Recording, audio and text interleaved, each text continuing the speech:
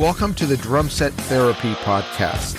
My name is Stefano Ashbridge, and this is a show about the challenges that come with playing the drums and what you can do about them so you enjoy your drumming journey. Visit drumlessonsinla.com for online and in-person drum coaching. Okay, let's talk about deriving income with your drumming. That is, making money with drums.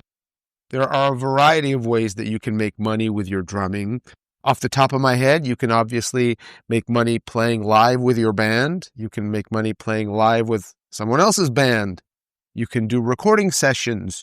You can offer drum sounds for sample libraries. You can teach.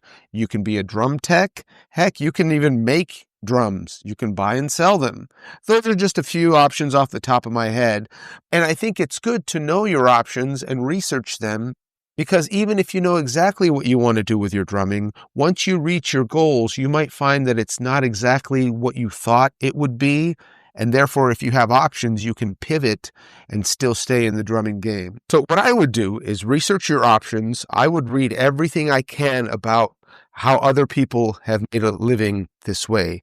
So for example, you read every band biography, every article with a musician, every music business book, to just get a lay of the land and understand exactly how one makes a living doing this. How did other people do this?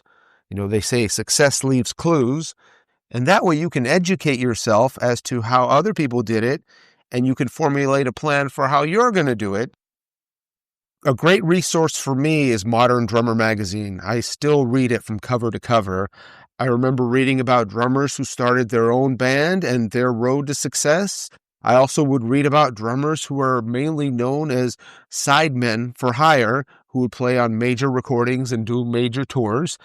And obviously, those are two different ways that these drummers became successful as a musician, making a living that way. So I would say educate yourself and then form a plan and work that plan. Some rules that I live by when I moved to Los Angeles and made my way here are, number one, be good at what you do. That is, not everyone's looking for an uber technical fast speed metal drummer, but whatever it is that you offer people, whatever it is people are looking for, just be good at it. Be proficient. Practice your craft so that you're good at what you do.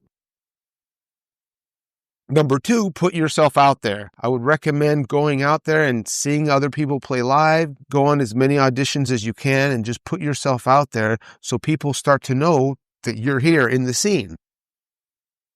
And of course, today with social media, we're all connected throughout the world, so you can put yourself out there that way as well. Number three, don't be a jerk. Obviously, you don't want to be someone that you're not, but be aware how you come across. Nobody wants to deal with someone that's hard to be around. And number four, network and keep in touch. It's hard to remember every musician that you come across, so I recommend keeping them on a list and just checking in with them often. And it's amazing how staying on top of people's minds, especially if they know you're a working musician, can lead to getting gigs. Speaking of social media, I definitely believe you should use it to your advantage today. Whatever it is that you want to be as a drummer, use social media as your calling card. So if you want to be a progressive rock drummer, then post things on social media that would show people that that's what you do and you do well. I also recommend that you have a personal website, .com. I know they're not as essential as they once were, and you can definitely get gigs just by connecting through social media, but it's something that you own that can make you stand out and make you look more professional. You can definitely link all your social media through your personal website.